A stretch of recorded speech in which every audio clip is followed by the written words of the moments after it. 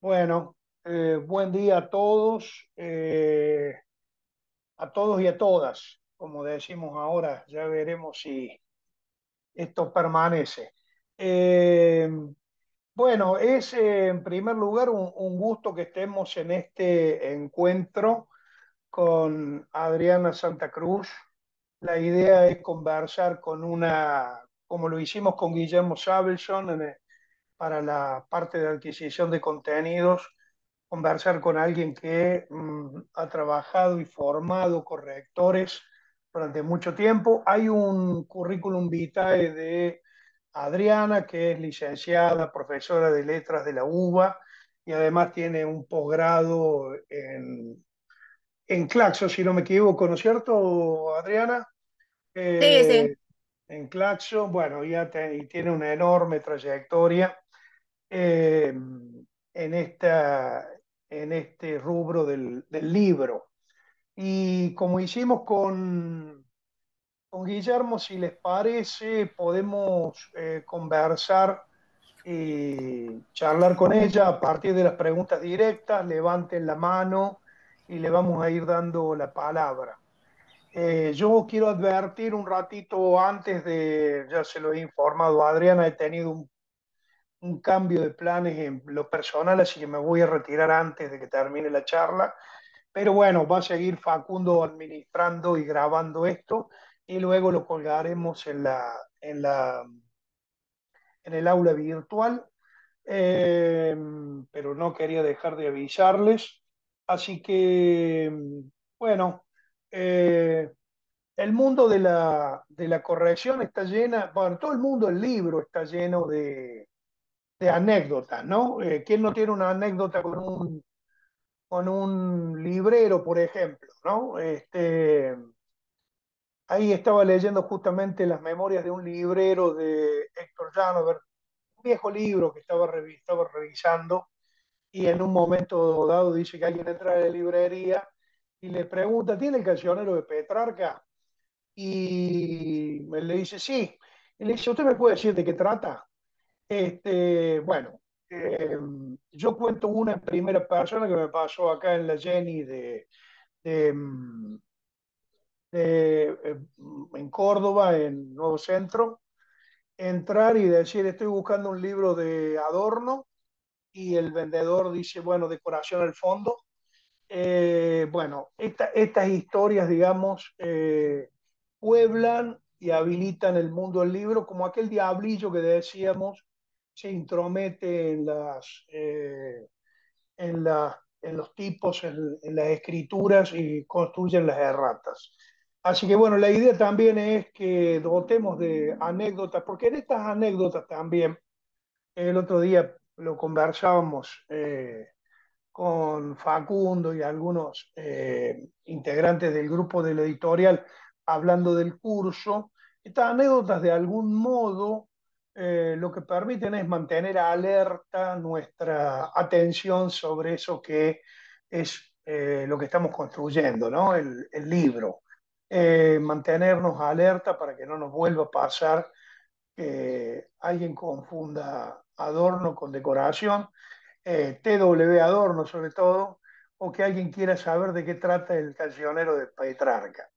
Bueno, Adriana, un gusto, gracias por sumarte.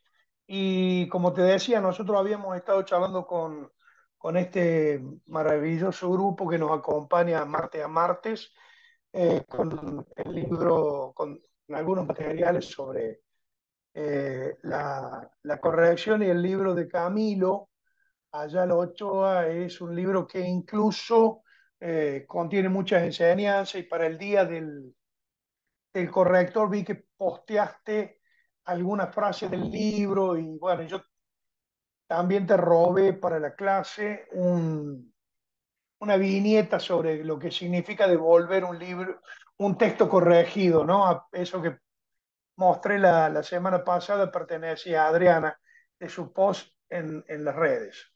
Así que bueno, te cedo la palabra para que nos comiences contando un poco tu experiencia como correctora y tus vivencias. Bueno, hola a todos, ¿qué tal? Bueno, muchas gracias de verdad por invitarme, Carlos. Para mí es un gusto hablar de algo que me gusta mucho. Yo soy en principio docente, pero después me inserté en esto de la corrección a partir de empezar a trabajar en un instituto que forma correctores. Y bueno, ahí tuve como que estudiar un montón de cosas que no me lo había dado la carrera de letras. O sea, la carrera de letras apunta para un lado, la corrección apunta para el otro, tuve que aprender un montón de cosas y tuve que aprender también un poco a defender la carrera de corrector. Eh, Hay mucha gente que no sabe de qué se trata. eh, Le parece que corregir puede corregir cualquiera que mínimamente sepa poner una tilde o poner un signo de puntuación. Y entonces hay que explicar que corregir no es solo eso. La corrección abarca mucho más que la ortografía, mucho más que la puntuación. Y también hay que un poco explicarle sobre todo a los autores literarios, que el corrector no es alguien que viene a cambiarle sus textos, a devolverle algo que no conocen, como que ellos, muchos autores piensan que cuando les devolvemos el texto se van a encontrar con que les cambiamos todo, y entonces hay muchos miedos también con respecto a la corrección. Entonces, bueno, hay que como todavía es una carrera que hay que, o un saber, una actividad que hay que ir defendiéndola, hay que hacer un poco de docencia con respecto a qué es ser un corrector. Creo que todavía hay mucha ignorancia con respecto a lo que es el saber de corrector, y también hay mucha gente que cree esto, que corregir es muy fácil, y entonces con muy pocos saberes se lanzan a corregir, y resulta que, bueno, lo que devuelven a los autores no es un texto que esté demasiado bien para ser publicado. Así que bueno, básicamente es eso. Por eso esto que vos dijiste de compartir en las redes, o sea, cada tanto comparto el libro de Camilo, yo no lo conocía y me pareció excelente. Y cada tanto posteo algo que tenga que ver con esto, ¿no? Con hacer conocer el trabajo del corrector, con defenderlo, con jerarquizarlo, porque me parece que es un trabajo que hay que jerarquizar también y que es muy importante dentro de la cadena de lo que es un libro. O sea, del libro desde que tenemos el Word hasta que el libro está publicado, hay un montón de instancias, un montón de gente que trabaja, un montón de saberes puestos sobre el libro, y el corrector me parece que es alguien muy importante dentro de esta cadena que va a parar al libro publicado, ¿no?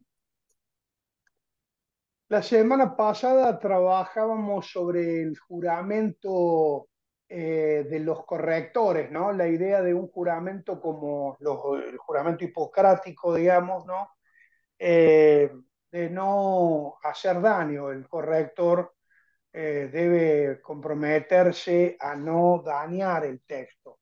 Y vos hablabas de saberes que tuviste que adquirir en tu carrera después de haber egresado de letras, ¿no? Esta idea de que el estudiante de letras todo lo puede saber y lo puede hacer, y bueno, no. Justamente te quería preguntar sobre cuáles son esos tips del saber con el cual tuviste que formarte para ser correctora. Sí, primero, mayor conocimiento sobre lo que es la lengua española, sobre la normativa. O sea, letras obviamente no es una carrera que tenga como finalidad enseñar lo que es a fondo la normativa del español. O sea, no hay por lo menos cuando yo estudié, no había una materia sobre normativa. Y la normativa del español es complicadísima, es uno de los idiomas más difíciles. Entonces, primero eso, ¿no? Adquirir todo lo que tenga que ver con la normativa, que ya es un montón. Pero después el corrector tiene que tener una mirada mucho más amplia, que tiene que ver con el conocimiento de géneros, ¿eh? Con el conocimiento de los distintos tipos de géneros, porque no todas las correcciones son iguales. Yo no puedo corregir lo mismo un texto literario que una tesis para alguien que se quiere recibir. No puedo corregir una noticia de la misma manera que corrijo un texto literario.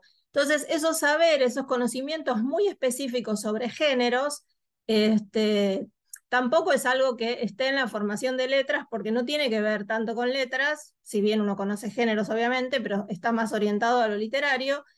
Y en lo que es el saber del redactor, es muy importante conocer los distintos géneros para así saber sobre distintos estilos, ¿m? Porque cada género tiene su estilo y entonces el corrector debe conocer esas características que forman parte del estilo de cada género para poder corregir bien. Porque si vamos a corregir, como les decía, un texto literario de la misma manera que corregimos una tesina, alguno de los dos va a estar mal, o los dos. ¿M?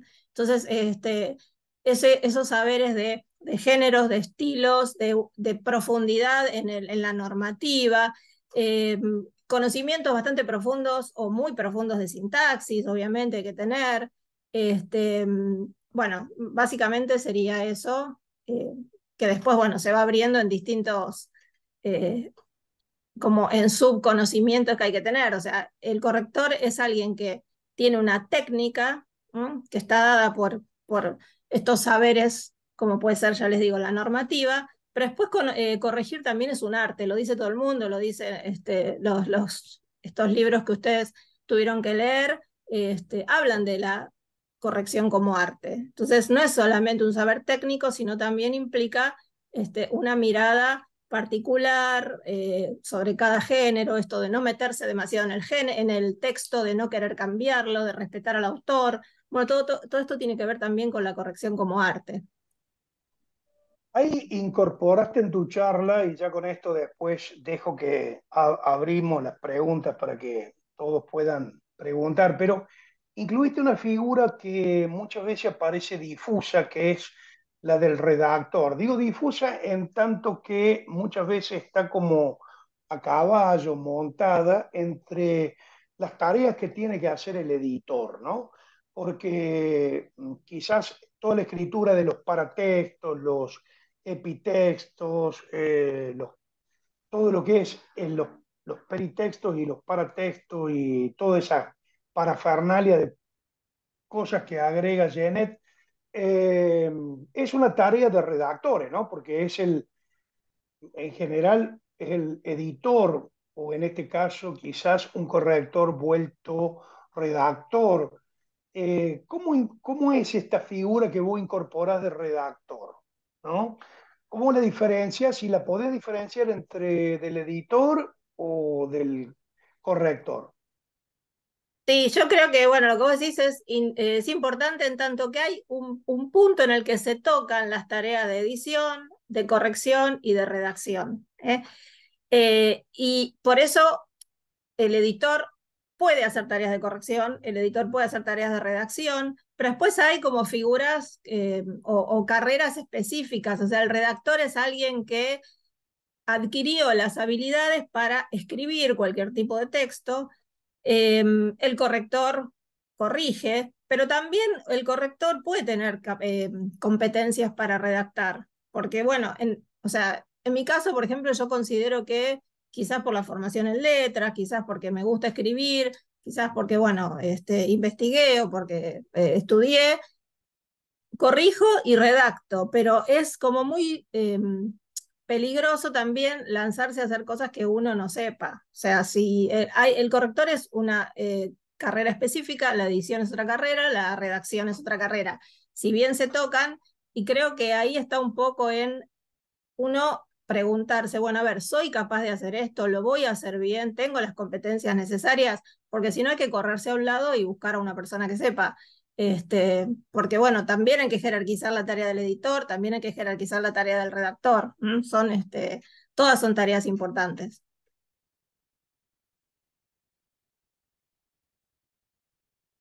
Bien, bueno, preguntas para Adriana. Bueno, digamos, sospecho que en algún momento habrás hecho un primer trabajo donde sentiste esto del trabajo con la corrección, digamos, el primer, bueno, eh, dejo esa pregunta ahí para que la contestes. Está Cristina que levantó la mano, así que cedámosle la palabra a ella, que es más importante seguramente de lo que yo te voy a preguntar. Después sigue Ariela. Bueno, mi pregunta tiene que ver porque digamos, te stalkeé. O sea, me fijé en las redes sociales también que trabajabas y cómo lo presentaba. Y me llamó la atención dos instancias. Una, esa colección de intraducibles que tenés, que me fascinó, porque realmente esas palabras que tienen que ver es específicamente con situaciones amorosas que son intraducibles, ¿no? Y después me llamó la atención que vos ponés semana de artículos, semana de... es como una actitud bien docente. Así que bueno, la pregunta pasaría por cómo armaste este perfil para que sea complementario de tu trabajo. En una entrevista, a ver, me acuerdo cuál es la editorial, en este momento no me acuerdo, hablabas de la importancia que tienen las redes sociales. Por eso es que fui a tus redes sociales. Mi pregunta tiene que ver con esto que se complementa al trabajo editorial y que hace un poco de emergencia en este momento, que se dedica mucho tiempo a las redes sociales, que hace un tiempo atrás el corrector se dedicaba a corregir, básicamente. Sí. ¿Cómo lo trabajás? ¿Cómo te insertaste también? Porque es una novedad, no es algo que lo haga todo el mundo, pero que en la corrección está apareciendo. Sí, que bueno, gracias por haber como, mirado o que me alegra que te haya interesado. Bueno, yo soy grande, entonces esto de las redes lo tuve que aprender a partir de los más jóvenes, o sea, no es algo que yo lo tenía como incorporado, e incluso yo decía, bueno, no necesito las redes sociales. Y en algún momento, más que para, o sea, obviamente me sirve a mí como para que después me conozcan y me contraten, pero primariamente para mí las redes sociales son muy buenas con esto, para esto que vos decías, para enseñar, o sea, a mí me gusta difundir a través de las redes sociales. Entonces, tengo como varias cosas o temas que me encantan, esto de los intraducibles, que son estas palabras que no tienen una traducción exacta al español, pero que tienen adentro un montón de conceptos filosóficos, éticos. Hay una belleza impresionante en los intraducibles. Me parecía que las redes sociales eran algo bueno para difundirlos. Me gusta difundir autores, me gusta difundir los clásicos y autores modernos, me gusta también hablar sobre corrección. En realidad, todo lo que gira alrededor de la lengua, del lenguaje, eh, y, y yo primariamente siempre en realidad, si bien trabajo mucho como correctora, me defino más como docente, o sea, me parece que eso es lo que a mí me marca, o sea, yo me siento docente y me parece que lo que uno sabe lo tiene que compartir, que si uno no lo comparte, la verdad que el conocimiento no tiene ningún sentido, y las redes sociales, más allá de que pueden servir para cualquier cosa, sirven para difundir conocimiento, y entonces en ese sentido me parece que son súper importantes, y me gusta usarlas para eso. Estuve como probando también, porque al principio como medio no sabía, por ahí subía más cosas personales, y después dije, no, yo más que difundir cosas personales, me interesa más esto de difundir lo que me gusta, lo que me apasiona. A mí me apasiona mucho la literatura, el lenguaje, todo lo que tenga que ver con eso. Así que sí, es esto que vos decías, más que nada una vocación por ahí docente que tengo. Pero obviamente me sirve un montón. A partir de las redes yo conseguí trabajo, me contactan a partir de las redes. Y siempre recomiendo, cuando yo preparo a los alumnos, a los correctores les digo, bueno, usen las redes sociales, porque es fundamental hoy en día darse a conocer a través de las redes sociales.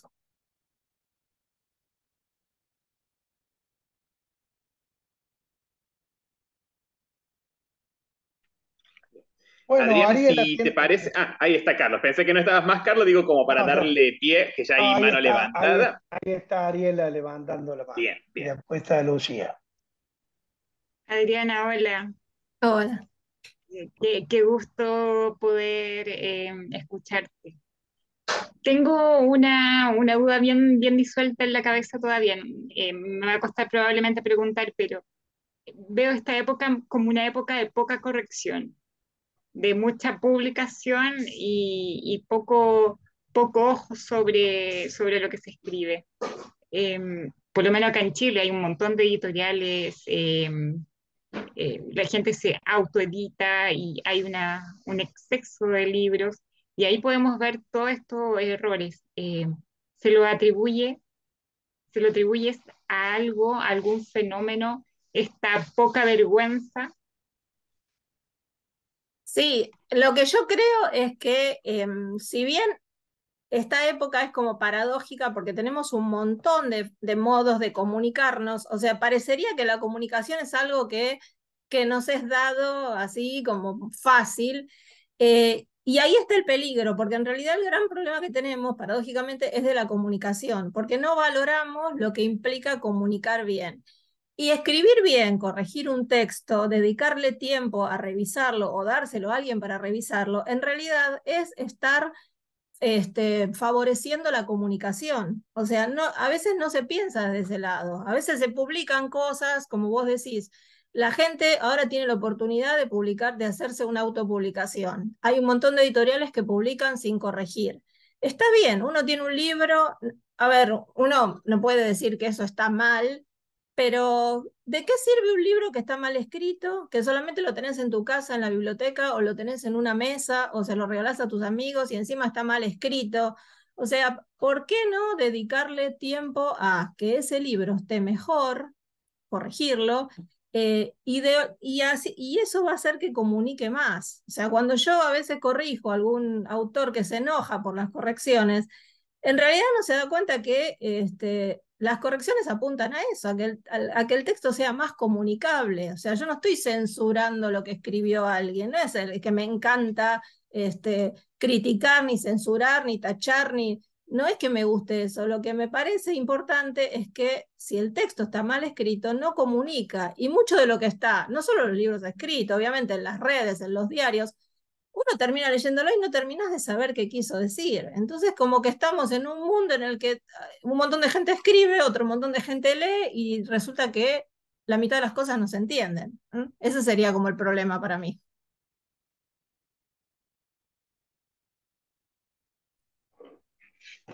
Bien, si te parece, Adriana, a ver, había una mano levantada más. Sí. Lucía, ¿quieres hacer tu pregunta? Sí, ¿cómo andas? Un gusto. Hola. Por ahí mi pregunta es un poco más técnica. Este, quería saber si te has encontrado con teniendo distintos criterios a la hora de corregir o de tomar las decisiones al momento de corregir, dependiendo de el conocimiento del formato en el que va a ser publicado el texto. Si Sí. si el libro va a ser digital o virtual, o si va a ser un HTML o va a ser un EPUB, si eso conlleva diferencias también a la hora de tomar decisiones.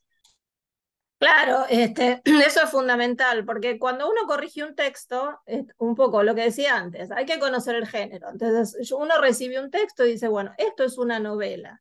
Ahora, también uno tiene que preguntar y averiguar dónde va a circular ese texto. El lugar del ámbito de circulación es fundamental. No es lo mismo un texto que va a circular en las redes que un texto que está en papel, ni un texto que está en un blog, ni una, no sé, una página web.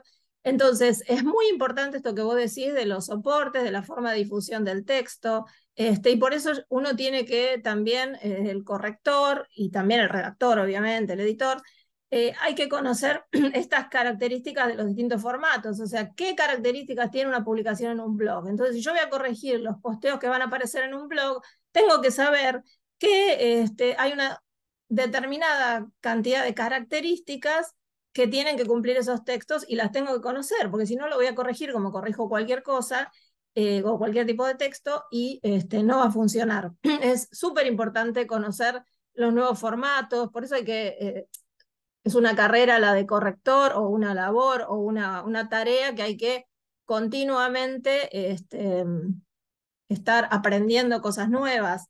Y sobre todo esto de los nuevos formatos y de los lugares donde van a aparecer los textos, donde van a circular, quiénes lo van a leer, quiénes van a ser sus lectores. Todas son preguntas, sí, súper importantes para hacerse y para conocerlo, lo que da que no se corrijan todos los textos de la misma manera. O sea, no se puede, por eso también lo que decía antes, que es un arte, o sea, hay que saber dentro de ese arte, reconocer, bueno, cómo me paro frente a este texto, cómo me paro frente al otro.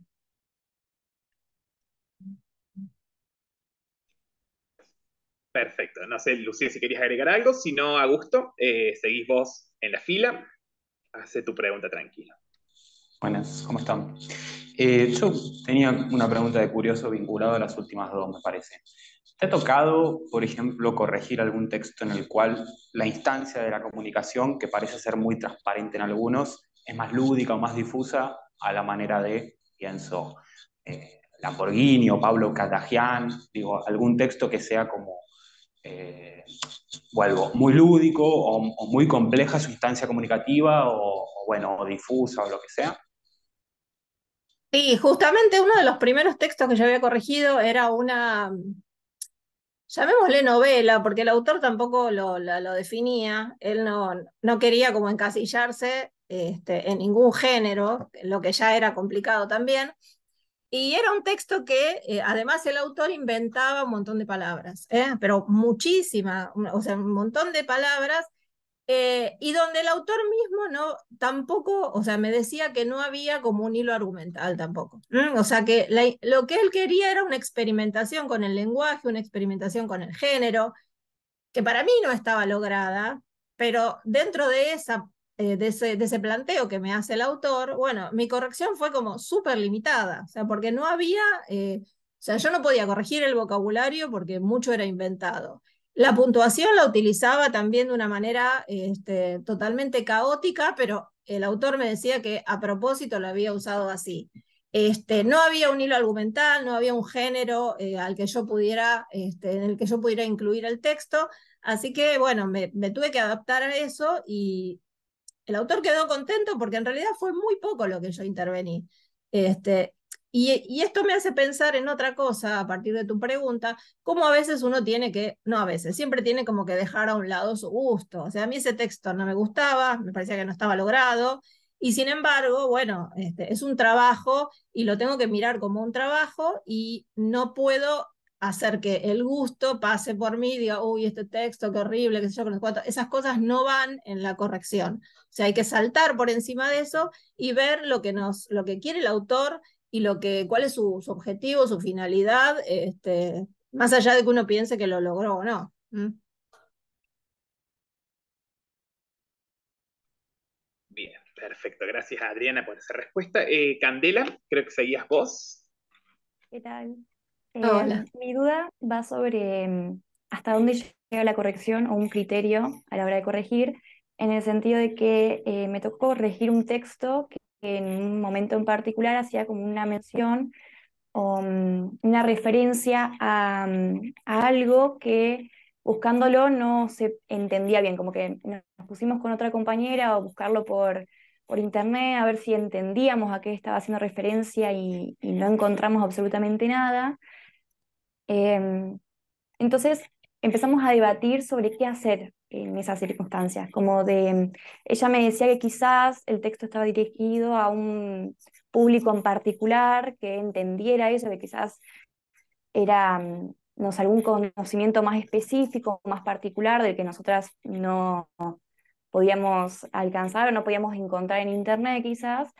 Y yo pensaba también un poco esto de que a la vez el texto va a estar dirigido a un público muy amplio que no va a entender de qué está hablando y tampoco va a poder encontrar a qué está haciendo referencia. Entonces también yo pensaba que le quita un poco del sentido al texto, que quizás al público al leer eso y no entender de qué está hablando, porque es un texto literario, me falta mencionarlo, al no entender de qué está hablando, quizás lo deja ahí y no lo termina de leer, o yo pienso como en la recepción que va a tener.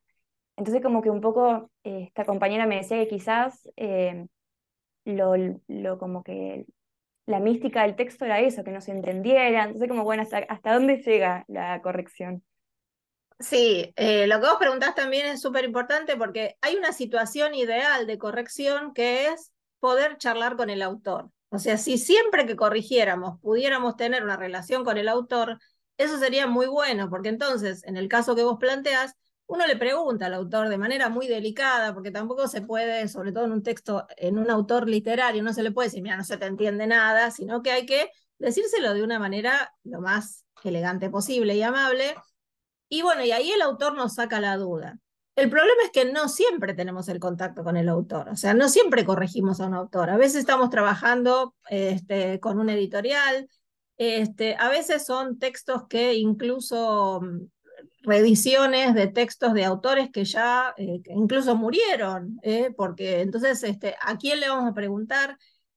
Entonces, en esos casos, lo que hago yo es, por ejemplo, si trabajo para una editorial, le hago una nota, o sea, viste, con los comentarios del control de cambios, en el comentario pongo que creo que no se entiende, o sea, redacto como un comentario sin corregirlo, para no avanzar demasiado en el texto, porque tampoco lo podemos cambiar porque no sabemos lo que quiso decir el autor. Entonces, sin abusar de los comentarios, me parece que es una buena opción esto de comentar y que después el editor por ahí decida si hay que hacer una corrección o no. Eso me funciona a mí, si se puede. Ahora sí, ni siquiera podés, por ejemplo, te dicen, bueno, corregí, pero tampoco hagas comentarios. En el último de los casos, si no se entiende nada y no puedes hacer un comentario y tampoco sabes lo que quiso decir y tampoco sabes a quién está dirigido, yo no lo tocaría. O sea, si no tenés ninguna opción y bueno, quedará así porque tampoco sabemos bien qué corregir. Esos casos existen, lo que vos planteás todo el tiempo aparecen. Y sí, nos ponen frente a esto de los límites del corrector, o sea, hasta dónde llegamos.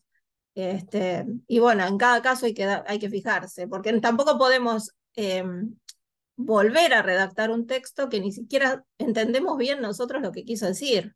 Eso pasa muchas veces que no entendemos. Pero bueno, uno lo va viendo, depende del caso. Bien. Valentina, adelante. Bueno, yo tengo una pregunta que está relacionada un poco con lo que venís diciendo. ¿Qué pasa si, por ejemplo, un escritor te contrata para que le corrijas el libro y se lo edites y vos ves que el libro está bastante malo? Vos, digamos, como experta en letras, ¿podés incentivar no te digo la reescritura del libro, pero sí como que mejore o que añada cosas como para potenciar ese libro o lo de como el autor te lo presenta? Sí, yo ahí con los años, pero yo te digo, porque yo ya soy como soy grande y ya como tengo que, viste, ya como me tocaron varios casos, como vos decís, primero trato de ahondar lo que quiere el autor o la autora, porque una cosa es lo que dicen los autores y otra cosa es lo que quieren en realidad. El autor primero viene y te dice, ay, sí, corregí con confianza, dame todos los consejos que quieras, vos cambiame. Primero es así, pero después vos te das cuenta que no es tan así, que en realidad están buscando una mirada probatoria. Hay muchos autores que te dan un texto para corregir y lo que están buscando es que vos le digas, ay, qué divino que es tu texto, me encantó, publicalo porque es bárbaro, todo el mundo lo quiere leer. Entonces yo trato de ver primero eso, si realmente el autor o la autora es receptivo o no. Y si es receptivo, trato de darle algunos consejos. O sea, yo, por ejemplo, hace muchos años que le corrijo a una señora que publica, que presenta en concursos, que hace autopublicaciones. Y realmente, o sea, hay un montón de cosas que yo en un principio le decía y le decía que no iban en las historias, pero porque ella me lo había pedido. Y después me di cuenta que no le gustaba y que ella no, en realidad hacía lo que ella quería. Entonces, en ese caso ya está, me aparto y corrijo lo básico, corrijo la puntuación, las tildes, los tiempos verbales, las preposiciones, bueno, y hasta ahí, y me muerdo la lengua y digo, bueno, total, el autor, si lo quiere así, lo quiere así. Pero si yo veo que el autor me habilita o realmente tiene ganas o es una persona que acepta ciertas críticas, se las hago siempre de una manera re delicada, porque yo sé lo que es que a uno le corrijan, o sea, lo que uno escribe, uno siente que es propio y que es intocable, entonces hay que ir con mucho tacto en ese sentido. Gracias. No, por favor. Magalí, adelante. Buenas, ¿cómo está? Hola. Muchas gracias. Estoy pensando, soy como más de la parte como académica, no literaria, pero bueno, en continuación con las preguntas que vienen haciendo, me preguntaba, recién comentó de uno de sus primeros trabajos, cuando usted, o sea, ¿cómo fue? Yo no vengo del área de letras, vengo del área de filo. ¿Cómo fue sus primeros trabajos de corrección? Si había alguien que la supervisaba, si empezó con trabajos autónomos o dentro de una editorial. ¿Qué diferencias no hay entre trabajar en un lugar y de forma autónoma o en un equipo? Tenía como ese conjunto de dudas en complementación con lo que ya se venía hablando. Sí, estos primeros trabajos que yo hice, que fueron más que nada literarios, en realidad era un trabajo independiente, o sea, freelance, o sea, yo me ofrecía como correctora y bueno, estos autores me contrataban. Después yo sí trabajé para una editorial como redactora y correctora, las dos cosas, y ahí sí estaba buenísimo tener como la editora atrás que revisaba, o sea, eso para mí era una tranquilidad bárbara, está buenísimo. Trabajar en una editorial es un lugar, creo que privilegiado para el corrector, se aprende un montón sobre lo que es el libro. Yo ahí tuve conciencia, recién cuando trabajé en la editorial, tuve conciencia de todo lo que implica hacer un libro, porque tenía como una mirada más acotada yo desde la corrección. En cambio, al trabajar en la editorial pude ver la totalidad, eso me pareció buenísimo. Y después sí corregí muchas, vos hablabas de lo académico, corregí muchas tesis de licenciatura, tesinas más que nada, y algunas tesis. Eh, y, mm, y con respecto a lo literario, la corrección académica lo que tiene de bueno es que nos permite ahí corregir más, porque el que nos presenta un texto académico en realidad quiere que quede perfecto. O sea, ahí no se juega el ego de lo literario ni la cosa personal, sino que, bueno, yo quiero que el texto esté bien porque me voy a recibir de licenciado, me voy a recibir de doctor con esta tesis. Entonces, está muy bueno trabajar también para el corrector dentro del ámbito académico. A algunos no les gusta porque es como muy árido, a mí me encanta, aparte se aprende un montón y nos permite corregir más, o sea, ahí nos permite como avanzar, como poder demostrar un poco más lo que uno sabe, ¿no? Está buena esa corrección, sí. Valentina, adelante. Bueno, me surgió una duda que es media banal, pero a mí me pasa poner que cuando corrijo estoy tan enfocada en la corrección que a veces pierdo el sentido de, digamos, no me concentro en el texto. Es un proceso, digamos, que lo aprendes con el tiempo a prestarle atención a lo que dice y a corregir, o es como lo haces en automático. Sí, otra vez, hay como situaciones, o sea, no es una pregunta banal, está bueno lo que decís, es importante, y tiene que ver con la situación ideal de corrección o no. En una situación ideal, uno debería tener tiempo de leer primero el texto una vez para entenderlo y después corregirlo. Ahora, ¿qué pasa? El corrector también trabaja como todo el proceso de la edición, trabaja con los tiempos. O sea, a veces nos dan para corregir textos, vos te habrá pasado, que son largos, pero con un tiempo muy acotado. Entonces vos decís, si yo lo leo una vez y después me pongo a corregirlo, no llego a tiempo. O a veces puede ser un texto larguísimo. Si yo tengo que corregir no sé, una novela de 500 páginas, ¿voy a poder leerla una vez y después voy a poder corregirla? Voy a poder hacer o lo ideal también sería hacer una doble corrección, a ver si quedó bien, pero tengo tiempo para hacer eso. Y aparte, también vamos a hablar de algo práctico. O sea, a mí, o sea, como correctora, ¿me van a pagar esa primera lectura, esa primera corrección, esa segunda corrección? Entonces, en realidad, uno va o sea, como que va ejercitando eso de tratar de entender el contenido al mismo tiempo que las correcciones, pero no es la situación ideal. Lo ideal sería leerlo primero el texto. O sea, tampoco somos super mujeres ni super hombres. Uno hace lo que puede, trata de prestar atención, pero a veces hay cosas que se nos escapan, porque estamos más pendientes de lo otro, ¿no? De la corrección, de los espacios, de la puntuación. Sí, sí, sí. Pero lo que vos decís pasa, sí. Mortal, gracias. No, de nada. Bien, Augusto. Vuelvo.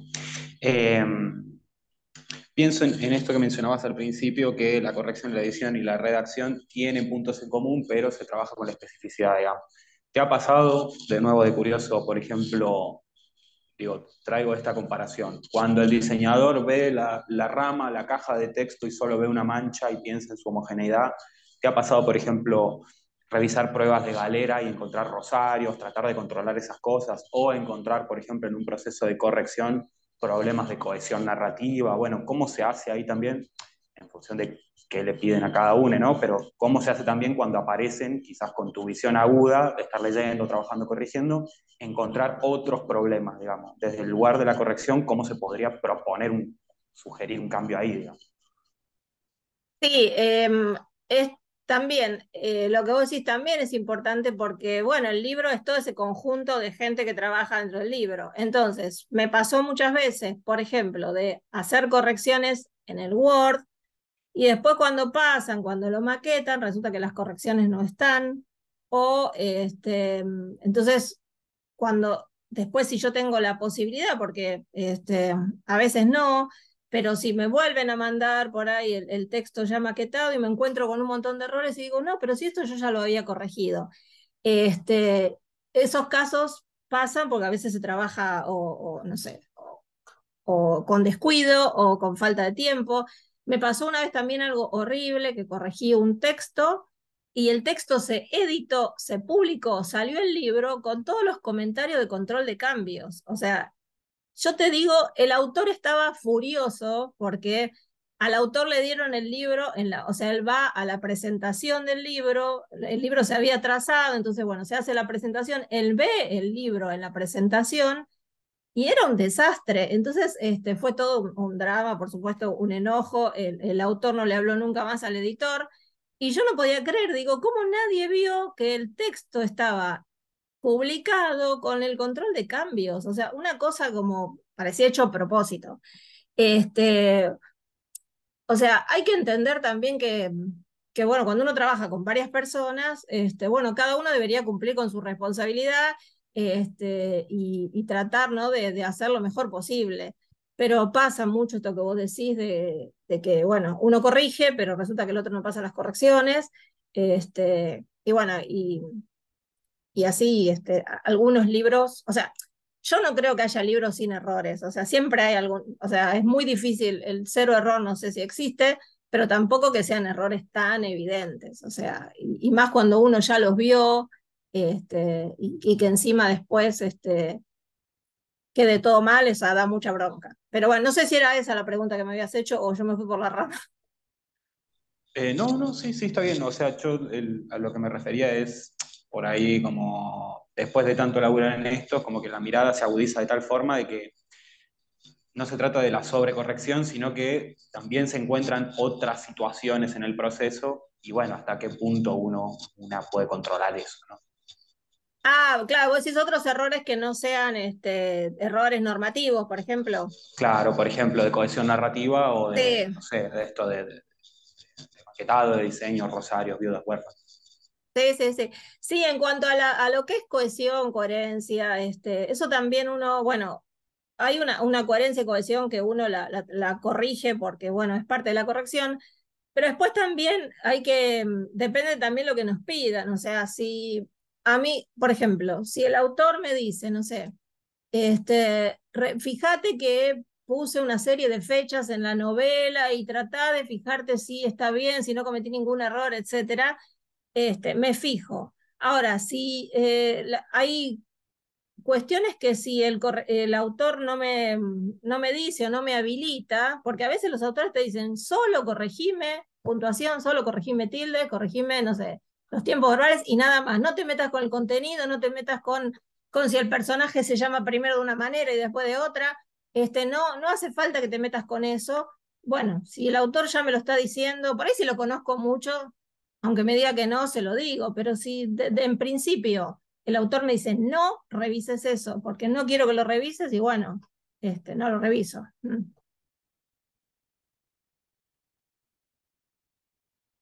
A ver, justo levantaron la mano dos personas al mismo tiempo. Creo que Magali apareces primera y Cristina, cuando termine ella, te damos la palabra. Y respecto a eso yo había iniciado un proceso de corrección de tesina de filo, eh, que también le suelen llamar como corrección metodológica. Ahí no sé bien si me entra la duda si se mezclan las dos cuestiones o no.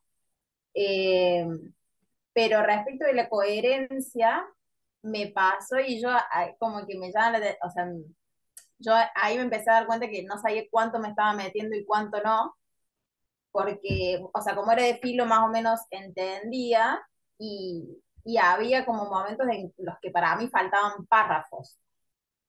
Sí, ¿eso ya es muy invasivo o, o hasta, o sea, entiendo que muchos criterios, sobre todo cuando trabajas directamente con el autor, se fijan en la posibilidad con esa persona, y si no, como con la editorial, supongo, pero bueno, no sé si los límites siempre son muy laxos o, por ejemplo, ya agregar un párrafo es como un montón.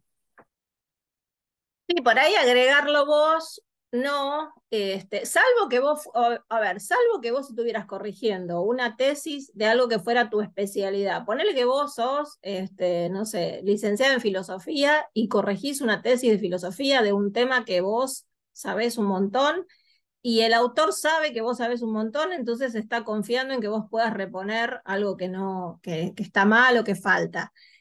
Salvo ese caso particular, como agregar cosas por ahí no, pero sí sugerir, o sea, en esos casos vos podés sugerir que falta un párrafo, o que entre tal párrafo y tal párrafo para mejorar la coherencia habría que agregar tal información, o que hay información que está supuesta y que entonces habría que reponerla. Uno en lo académico trabaja mucho con esto, con lo supuesto, con los sobreentendidos, o sea, a veces suponer o sobreentender es peligroso porque el lector no tiene esa información. Pero también hay que entender que el lector de una tesis es alguien que sabe, o sea, nadie va a leer una tesis o sea, si no está dentro del ámbito académico. Entonces hay que manejar todo eso. Pero si así todo te surgen dudas, siempre está esta posibilidad, o sea, a mí me sirve mucho, vuelvo a decir esto de los comentarios, de hacer un comentario y decir, mira, yo en este párrafo, entre este párrafo y este párrafo, agregaría tal información, me parece que no se entiende, fíjate vos si estás hablando con el autor, decírselo al editor, es una buena opción, pero sí dentro de lo académico hay que tener cuidado con eso, con, por ejemplo, párrafos que no están en el lugar que tienen que estar, por ejemplo, información que la das primero y que en realidad tendría que estar después, por una cuestión de desarrollo del tema, información que está demasiado repetida, bueno, todo eso se puede trabajar en lo académico, eso está bueno. Perfecto. Ahora sí, Cristina, adelante. Bueno, retomo algo que dijiste recién. Nadie va a leer una tesis a no ser que sea un académico. Y mi conflicto, se puede decir, es que yo estoy trabajando en este momento en metodología de la investigación, estoy formándome en gestión de la ciencia y el arte y en la comunicación de la ciencia y el arte. O sea que lo que tengo que hacer es justamente que la gente que no está en el ambiente académico logre comprender los alcances de las investigaciones y también darle un formato más o menos atractivo para que se baje toda esa conceptualización a que la gente común pueda comprenderlo, ¿no? Y que tiene todo el derecho del mundo, porque también hay un academicismo que está generando como un ambiente de comunicación separado de la realidad, cosa que me parece hasta peligroso.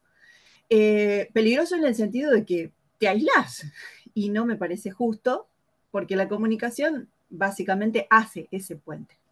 Entonces, mi pregunta tiene que ver con esto, ¿no?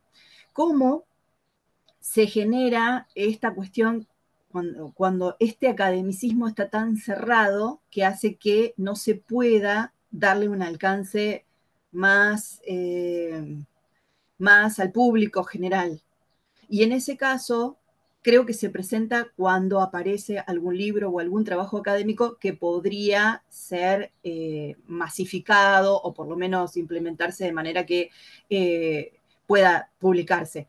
¿Cómo lo tratan este tema con el autor? Es decir, normalmente el autor escribe, no está obligado a hacer de ninguna manera accesible su trabajo, pero yo supongo que la parte editorial ahí sí interviene o no interviene. Por ahí pasa mi pregunta.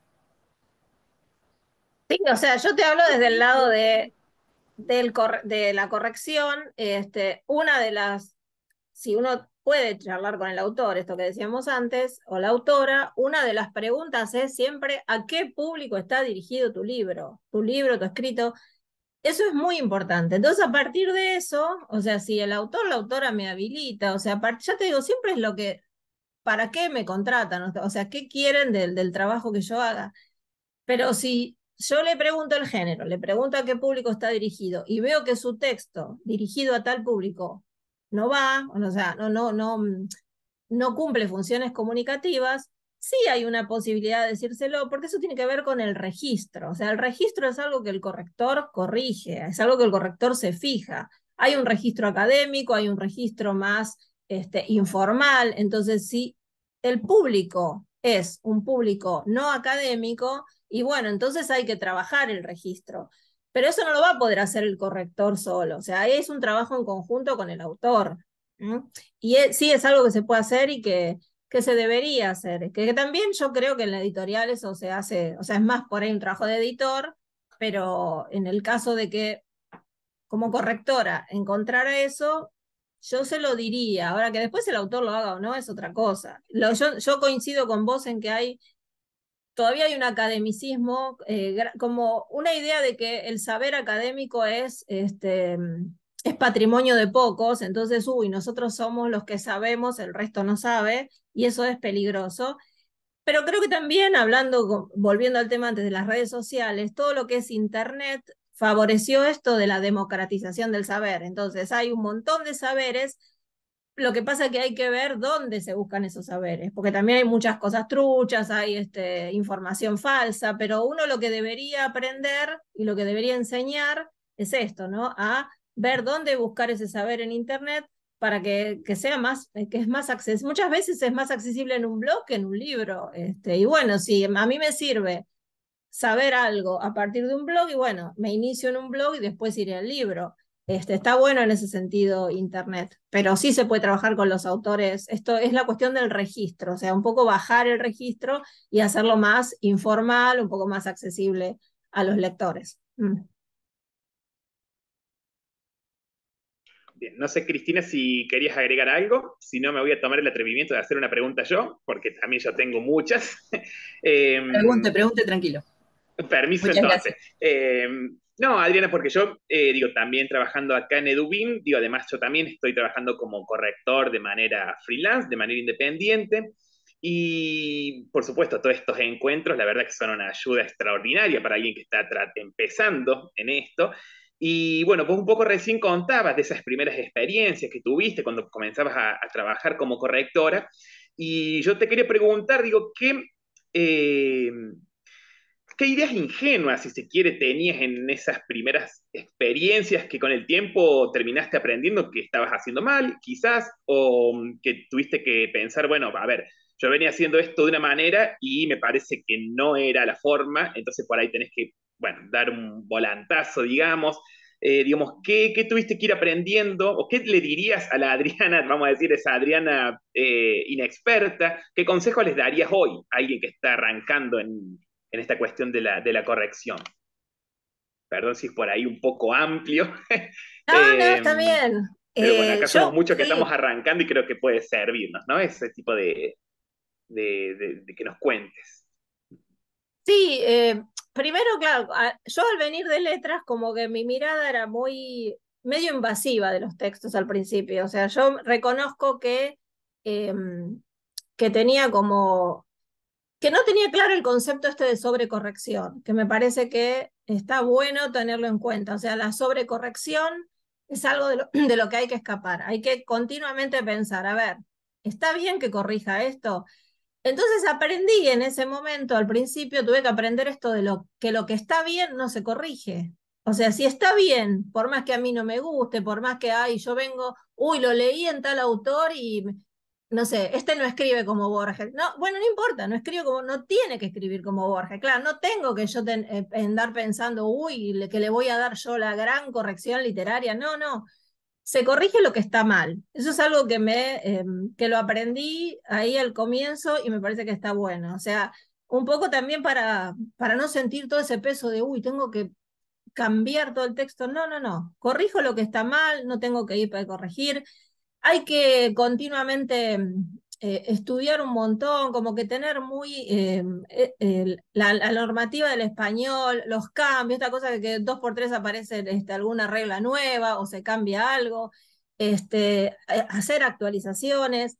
Y después también fui aprendiendo con el tiempo a tener una mirada más totalizadora del texto. Esto de que al principio era como sentarme y corregir esto, las comas y las tildes. O sea, como que era lo primero que me saltaba. Pero después aprender a ver estas cuestiones de coherencia, de cohesión, a ver los espacios de más. Por ejemplo, yo no veía los espacios de más al principio, entre una palabra y otra.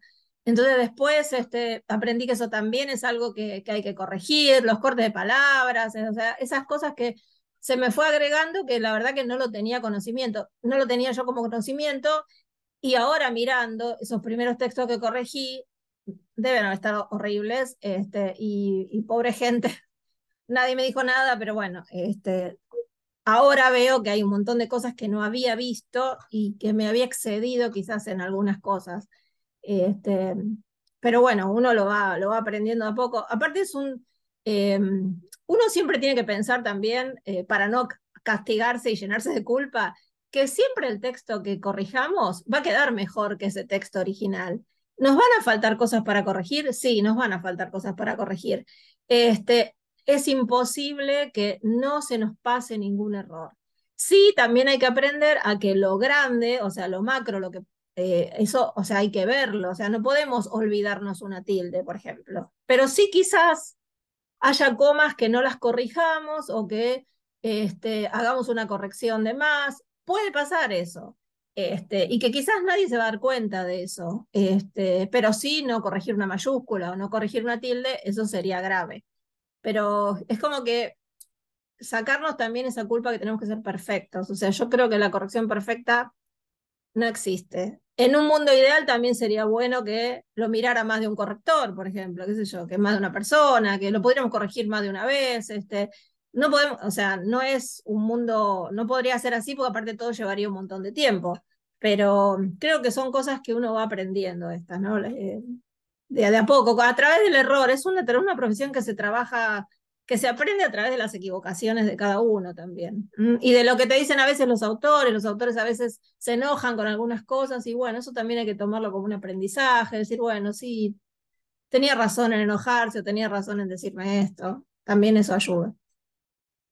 Totalmente, totalmente. Levantó la mano Ingrid. Ingrid, Adriana es editora acá en Edubim también, así que bueno, vamos a ver qué tiene para decirnos. Adelante, Ingrid. No sé si se me escucha porque este micrófono no, de la cámara no es muy bueno y la acústica después que se llevó todos los libros Carlos empeoró la oficina. Eh, Cuando hay veces que sucede que un libro pasa por un corrector con un editor y una persona que ve la prueba de Galera. Y me ha pasado a veces que me llega el libro de prueba de Galera, yo soy una de las más viejas que está en la Edubin como editora, y cuando yo me enfrento a errores, por ejemplo, el manual de estilo dice esto y no se hizo, y el editor no lo corrigió, y el diseñador no lo corrigió, como que me causa esas cositas, ¿sí? Pero, qué sé yo, preguntarle, ¿por qué no corregiste un vulgarismo? ¿Por qué no corregiste? El autor no quería, entonces tengo que, cuando se corrige en distintas instancias, tenés que ver qué posición tomó el editor o el corrector con ese autor y dejarlo así. Digo, en un texto decía muchas veces la palabra negro como, que se sabe que es un insulto en Estados Unidos, y el autor lo utilizó 3 capítulos seguidos y después varió, y le digo, pero eso es un insulto, sí, pero no quería cambiarlo porque trataba de serios, es un insulto. Entonces, te deja siempre pensando, si tenés que agregarle una nota de editor, una nota de corrector, porque yo agrego notas, yo soy la que agrego notas, que diferencie de la voz que está hablando o no. No sé si te ha pasado alguna vez eso. Y yo llamo al silencio. Sí, primero dos cosas quería de lo que vos dijiste. Primero está la importancia que no habíamos hablado hasta ahora de la hoja de estilo. O sea, eso de cuando uno corrige un texto, por ejemplo, para una universidad o uno trabaja para una editorial, es muy importante primero esto, tener en claro la hoja de estilo. Eso es fundamental porque si no va a haber un montón de cosas que no las vamos a hacer bien. Segundo, sí, muchas veces me pasó que hago sugerencias o comentarios o correcciones y resulta que tengo esta pared que dice el autor no quiere o el autor decidió tal cosa. Yo hace poco, por ejemplo, corregí una novela, perdón, un volumen de cuentos que se publicó, y el autor, por ejemplo, no usa rayas de diálogo, usa la forma inglesa de comillas en los diálogos, y sus textos están llenos de diálogos, y la verdad que era terrible tanta comilla, y entonces yo le digo, a ver, en español usamos las rayas de diálogos, es mucho, aparte a cada rato decía, dijo tal, dijo, contestó, dijo. Yo decía, queda como muy, la verdad que es muy denso para leer. Me dice, no, porque a mí me gusta el estilo inglés. Le digo, pero fíjate, no, a mí me gusta el estilo inglés para poner comillas. Para mí quedaba recontra pesado. Y bueno, lo tuve que aceptar. O sea, me dijo, no te voy a aceptar esta corrección. Lo mismo algunas comas que le había corregido. Me dice, no, porque yo uso la coma de una manera especial. Y yo pensaba por dentro, ¿qué manera especial? O sea, hay usos normativos de la coma. Dice, no, porque es mi estilo. Bueno, está bien. Así que no sé, de 100 correcciones que le hice, habrá aceptado 20. Me dijo, muchas gracias, me pagó todo, pero es mi estilo. Terminó con eso y me tuve bueno, digo, está bien, es así. Por suerte también a veces, o sea, en general el nombre del corrector no aparece en ningún lado, entonces bueno, uno dice, está bien, cada autor se hará cargo de lo suyo, qué sé yo, pero suele pasar esto. ¿No? Sí, sí, sí. En general, quienes participamos en todos los libros de la editorial siempre aparecemos, y si no aparecen en la página de legal, o sea, cuando Claro. están, sí aparecen en la edición digital, o sea, yo estoy más a cargo de eso, entonces me encargo de recopilar quién hizo qué y lo añadimos. Tanto traductores, todo. Claro, entonces en ese caso sí, también a uno de alguna manera a uno le molesta porque dice, a ver, yo esto lo corregí, esto lo vi, esto no estoy de acuerdo, y queda mi nombre, o sea, como correctora, y cualquiera va a decir, uy, pero vos sos la correctora y no te fijaste en esto. También nos pasa eso, que da como una especie de, no sé si bronca, pero uno dice, uy, qué lástima, porque yo esto lo había visto. Pero bueno, es esto, es que cuando formamos parte de todo un conjunto, las decisiones se toman en conjunto y hay cosas que nos exceden a los correctores. Y bueno, hay que aceptar eso también, es como un aprendizaje. Mm. Bien. Ingrid, no sé si querías responder alguna otra cuestión. Si no, bueno, no hay ninguna mano levantada. Voy a aprovechar ahí en este ratito. Yo me Si tengo que no, ir, paso. Adelante, adelante. me tengo que ir a buscar a mis hijos al colegio, entonces tengo que salir disparada y los abandono siempre antes por eso. O sea, mis hijos salen a las 10, a las 12 y tengo media hora de caminata. Bueno, Hace tranqui, hace tranqui. gracias por estar, gracias. No, Adriana, yo una preguntita más que quería hacer, y es cómo es tu trabajo en el día a día, digamos. Vos, no sé si trabajás, supongo, más que nada con Word, pero usás control de cambios, hablabas recién del tema de los comentarios también. ¿Cómo es la metodología que vos empleás? ¿Cuál es la que a lo mejor empleás algo, pero que preferirías, no sé, hacer de otra manera? Hablamos mucho de cómo es el empleo real versus el empleo ideal, ¿no? En ese trabajo. Entonces, digo, ¿qué herramientas te parecen, vamos a decir, las mejores? ¿Cuáles son las que usás? ¿Qué nos recomendarías también? A lo mejor, qué sé yo, por ejemplo trabajo mucho con control de cambios y con comentarios y por ahí se me están escapando un montón de herramientas que seguramente son muy útiles porque, bueno, creo que estamos de acuerdo que el Word tiene una infinidad de herramientas que hay que explorarlas realmente. Siempre creo que acá en el taller hemos hablado en algún momento que el Word es como un teléfono inteligente donde uno usa siempre lo mismo, pero tiene una infinidad de herramientas. Entonces, bueno, preguntarte eso, cómo es tu trabajo, qué recomendás, qué herramientas recomendás, como para que nos cuentes. Sí, primero esto que vos decís que realmente uno debería hacer un curso de Word, pero profundo, o meterse en... Yo a veces cuando estoy así como aburrida, me meto en el Word y empiezo como a tocar y a ver cosas que nunca usé, porque es impresionante todo lo que se puede hacer con el Word. Entonces hay que saberlo muy bien, eso ayuda un montón al corrector. Por supuesto, usar el control de cambios, y también el control de cambios a veces como que se lo tenés que enseñar también al autor. Me pasó a veces de enviar las correcciones y que el autor me diga, pero no corregiste nada. ¿Y por qué? Porque no sabía activar el control de cambio. Entonces ahora cada vez que corrijo para un autor, tengo ya preparado un pequeño instructivo de cómo activar el control de cambio para mostrarle, para que lo pueda ver, porque si no, viste, parece que no corregí nada. Entonces, bueno, el control de cambios está muy bueno con sus comentarios. Después, en algunas instancias, me mandaban, o sea, después de corregir el Word, ya te digo, una vez que pasaban las correcciones a la maqueta, que maquetaban el texto, me mandan el PDF.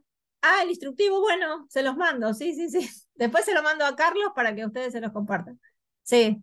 Tengo un pequeño, hasta hice un pequeño videíto, para, muy Yo chiquitito. te comento esto, estoy en un proyecto que todavía no, o sea, recién me están mandando el dinero, que es de nuestra universidad, que es de lectura de pares en metodología de la investigación. Y justamente surgió este tema. Yo tengo compañeras que no saben usar el Drive, no saben usar el Word, y lo necesitamos porque es una lectura de pares previa a la entrega del trabajo final de grado. Y Ah, tiene está bien. muchas cuestiones de la corrección, pero la idea es corregirnos entre nosotros porque es mucho más amable y le facilita el trabajo al director.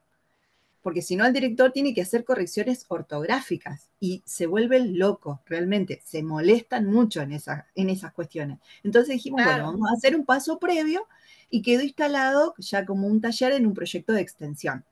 La idea es que si funciona bien, lo podamos implementar o en otras carreras o hasta incluso dejarlo como ya establecido como un proyecto de la misma universidad. Y justamente surgió esta cuestión de si necesitamos instructivos de cómo trabajar, porque es cierto que el Word fue evolucionando y hoy tiene un montón de herramientas que no las sabemos Sí. usar. Sí, sí, ayuda, pero para todo, hasta para, por ejemplo, para la bibliografía, el Word tiene en la barra de herramientas, para ponerlo según las Cómo normas, o sea, insertar. hacer la bibliografía y según las normas APA, todo, bueno, eso es una maravilla. Bueno, Así te lo que, agradezco. no, no, por favor, sí, sí, yo después se lo mando a Carlos. Y bueno, y como te decía Facundo, a veces me mandan el PDF para que lo mire una vez que pasaron las correcciones, y entonces ahí tuve que aprender también a corregir con PDF, que no es lo mismo, o sea, utilizar la opción de comentario, de subrayado, también el PDF tiene un montón de opciones que están buenas para corregir. Y ya que decía Cristina, también me parece bueno saber manejar bien el Drive, porque ya hace un tiempo que me están llegando también correcciones en Drive, que los autores no usan Word y que me lo mandan directamente en el Drive. Entonces, bueno, parece una pavada, pero bueno, por ahí eh, hay gente que no sabe manejar el Drive, qué sé yo, bueno, está bueno aprender a eso, es una buena herramienta. Y después sé que hay un montón de correctores, que no me metí tanto con eso, pero hay como hay correctores online. Después uno debería manejar, no sé, consultar. eh, a ver, el corrector también tiene que dudar de todo, o sea, no pensar que sabemos todo de memoria. Entonces, consultarte, no sé, consultar con la RAE, consultar con la Fundeu, tener a mano siempre los libros, no sé, el de Negroni, esas, o sea, no confiar todo en la memoria, o sea, tratar de dudar, preguntarse, eso también hace a una buena corrección. Me parece que eso es fundamental. Totalmente. Magalí levantó la Sí, mano hace un ratito, adelante. sí, en continuidad con lo que está, con esto, yo desde que empecé a trabajar, yo mi tesis la empecé haciendo en Word, pero después me pasé a Google Documentos, eh, porque y ahí aprendí todas las ventajas del Google Documentos que son fantásticas. No sé si sabe, o sea, porque ahí lo que sí, como que fui aprendiendo cómo funciona el Google Documentos y dejé de lado el Word. Y no sé si tienen herramientas parecidas o no, y bueno, es como eso una duda que tengo, porque bueno, yo ya después seguí trabajando con el Google Documentos y me resulta más fácil pero sí me cuesta mucho como que la otra gente lo use. Para mí la ventaja que tiene el Google Documentos es que esto de que no tenés que mandar el archivo por mail y que después te lo transformen a PDF y después te lo vuelvan a enviar y vos lo tenés que volver a... Y en el Google Documentos trabajas con el mismo archivo todo el tiempo, y en el Google Documentos lo que tiene de bueno, que función que descubrí hace poco tiempo, es que vos podés ver el historial del archivo. Entonces, o sea, si el archivo tiene un año, vos podés irte a las correcciones del año anterior, que podés como encontrar eso. Pero bueno, no sabía, mi duda es esta, no sabía si tienen funciones parecidas o muy distintas. Sí, como el Word, tiene, o sea, te digo que si uno se pone a explorar, se sorprende de todo lo que tiene el Google Documentos, y además tiene la opción también como una especie de control de cambios, se puede, aparecen los comentarios, aparecen con colores las correcciones, y tiene la posibilidad de, no sé, de asignar, de poner los títulos, de tener un índice a un costadito, que eso está bueno. Ese es muy bueno. Sí, sí, sí, sí. Sí, está. Yo o sea, de hace 2 años a esta parte recibo un montón incluso yo doy clases en la facultad y las monografías me las mandan por ahí, o sea, no me las mandan en Word, me dicen, no, para mí es más cómodo mandarlo en el Drive, bueno, está bien, está perfecto, sí, sí, sí. Bien, perfecto. No sé, Magali, si querías decir algo más. Si no, le damos la palabra a Lucía, que levantó la mano también.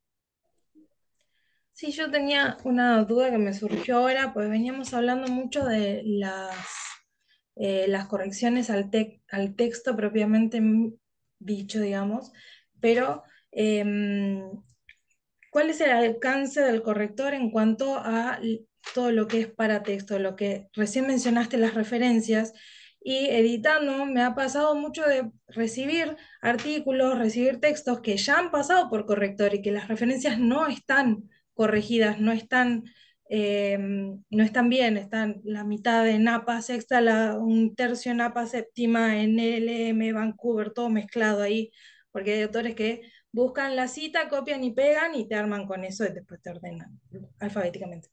Entonces me surgió de golpe esta duda que en realidad ya tenía, solo la recordé, de cuál es el alcance del corrector a la hora de estas porciones del texto que no son el texto en sí. Sí, en realidad habría que corregirlo, o sea, en un texto académico uno tiene que corregir las notas al pie, corregir las referencias bibliográficas. Sí me pasó cosas curiosas por ejemplo, que me mandan tesis, le paso el precio y me dice, bueno, pero si no me corregís la bibliografía, ¿me bajás de precio? O sea, no me corrijas las notas y no me corrijas la bibliografía. Eso me pasó y suele pasarme. Pero en realidad uno debería, en un texto académico, o sea, supuestamente el precio que vos pasás, debería incluir esto, que es engorroso, pero bueno, la uniformidad de las citas, ¿sí? Las notas al pie, si haces las citas largas, las citas cortas, ver esta coherencia, son todas APA, son Vancouver, bueno, a ver, qué citas, qué sistema estás utilizando, sí, que es, por eso, bueno, en esos casos, si uno va a hacer un presupuesto, hay que tener en cuenta eso, porque es un trabajo muy denso, realmente es un trabajo que nadie lo quiere, o sea, los autores le escapan a eso porque saben que es como súper engorroso, así que les viene bien que haya un corrector ahí atrás que corrija.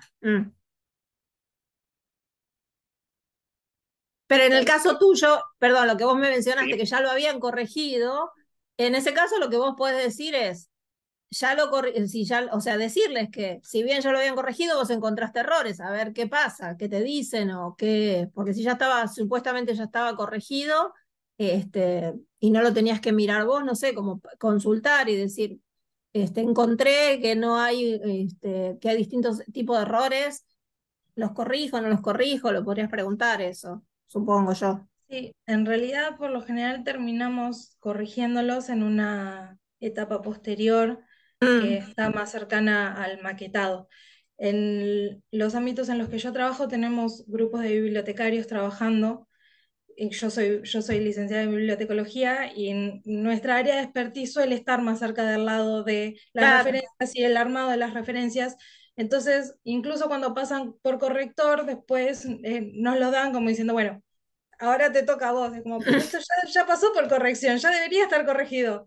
No, bueno, están mal, arreglalo. Entonces, se inserta una nueva etapa ahí en el medio que es la de, bueno, arreglar las referencias. sí.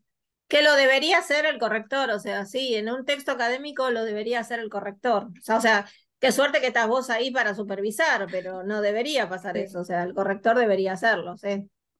sí. Gracias. No, de nada. Bien. Nos quedan, chicos, gente, 10 minutitos, así que bueno, van a quedar algunas preguntitas. Está la mano levantada de Augusto, haces una voz, después sigue Cristina. Adelante. Ser más o menos rápido. No sé si me escucha ahí.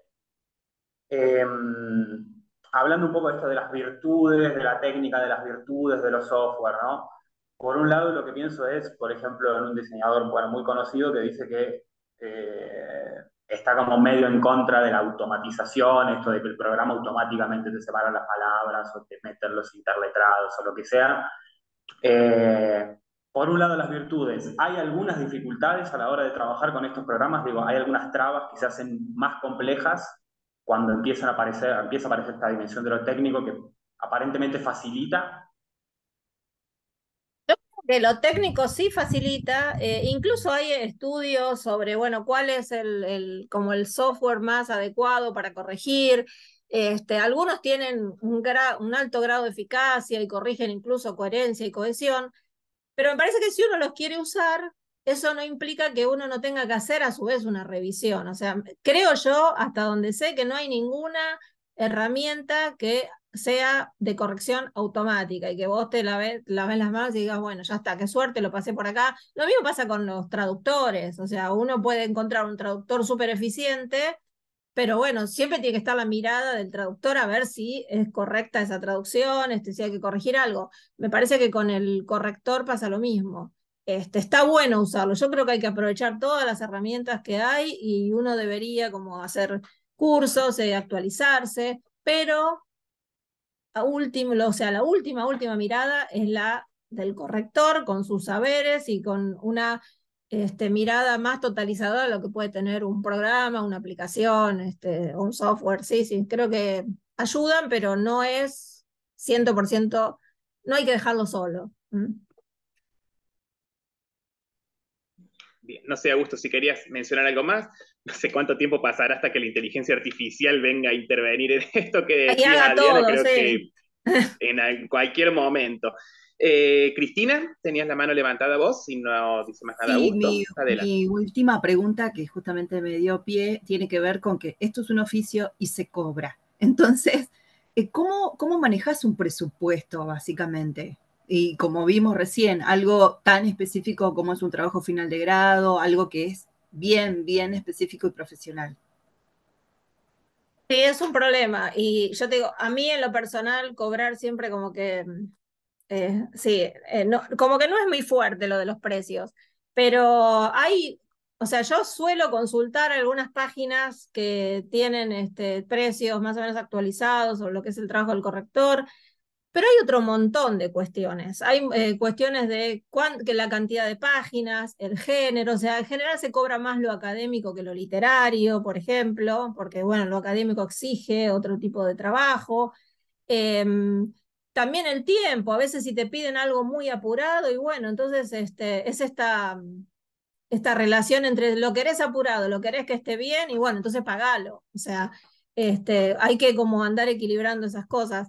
Es difícil porque a veces ya te digo, te piden una rebaja, te dicen, ¿cómo tan caro? Hay mucha gente que cree que cuando saben que vos corregiste dicen, ay, me mirás este texto, total es un ratito, míramelo y pero míramelo implicaría que te tengo que cobrar. Entonces cuando le digo, pero mira que te lo tengo que cobrar porque es mi trabajo, ah, bueno, no, déjalo entonces.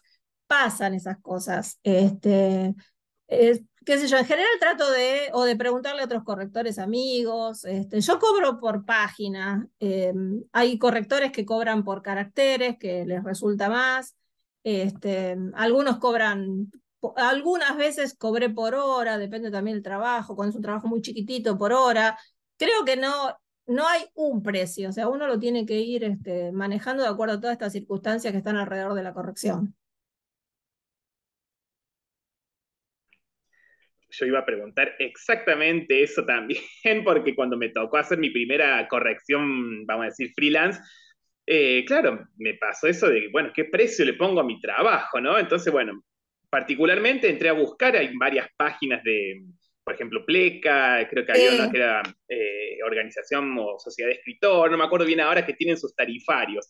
En su momento me ayudó como para salir del apuro, pero creo que sí es algo que pero que está bueno charlarlo justamente, Adriana, con alguien que ya viene haciendo este trabajo hace un tiempo, como para ver cómo arreglan esa cuestión, que no es para nada sencilla. Así que bueno, Sí, habiéndome robado esa pregunta, le dejo lugar a alguien más que tenemos 4 minutitos. Si alguien quiere hacer una última pregunta, si no, vamos redondeando y cerrando. no, y Yo, te digo algo más con respecto al precio que puede ayudar. Dale. ¿Qué pasa cuando nos dan para corregir una línea? O sea, el eslogan de una publicidad, por ejemplo. Entonces, eso no es una página. Si lo cobramos por página, no cobramos nada. Si lo cobramos por caracteres, no cobramos nada. Hay que tener aparte un valor básico y decir, yo por menos de esto no trabajo. Entonces, mi hora de trabajo, aunque sea una línea, vale esto. Mi hora de trabajo vale, no sé, 2.000, 3.000, uno le pone el precio que quiera. Entonces, esa línea va a costar esa hora de trabajo. El autor va a decir, uy, pero por una línea me cobras esto. No, no, no. O sea, por una línea no. Te estoy cobrando por el hecho, por todo mi saber, por sentarme. No importa que me lleve una hora o no. Importa que no puedo trabajar. No te voy a cobrar 100 pesos. O sea, no te voy a cobrar 150 pesos. O sea, hay que ponerse un precio mínimo también, porque si no, es como desvalorizar también nuestro trabajo. Totalmente. Y arrancamos un poco hablando de eso, ¿no? Del valor, de valorar la profesión y el trabajo que uno hace. Sí, sí, sí. Creo que cuando yo empecé a hablar, alguien quiso decir algo, le sí, doy el no, lugarcito.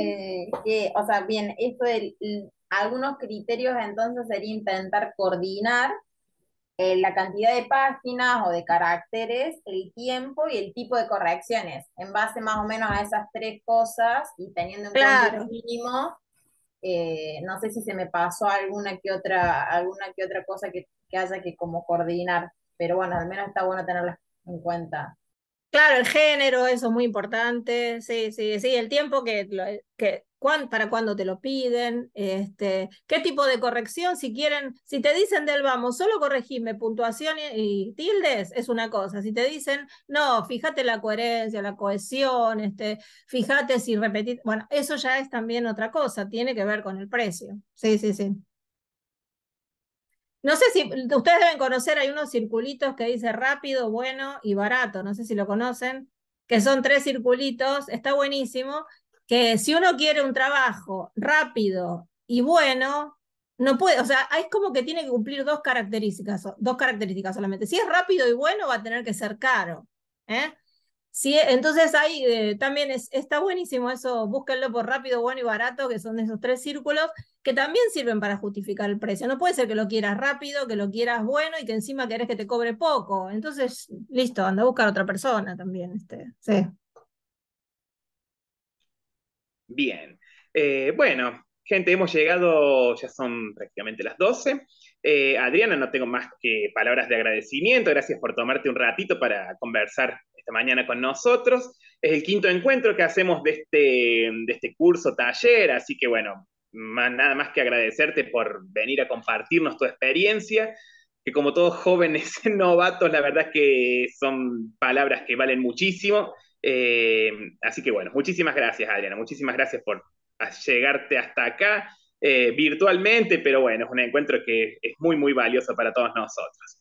Así que bueno, gente, yo voy a colgar Ujú. después la grabación en el aula virtual, así la pueden terminar de ver Carlos, que tuvo que salir antes, y bueno, hay un par de chicos y chicas que me avisaron que no habían podido acercarse por cuestiones técnicas de salud, etcétera, etcétera. Así que, bueno, muchísimas gracias, Adrián. Ha sido realmente un gusto escucharte. No, muchísimas gracias a ustedes. Las preguntas buenísimas, de todo lo que saben. Se nota que, de verdad que se nota que saben y que les gusta y que lo hacen con mucha responsabilidad. Así que muchísimas gracias, de verdad.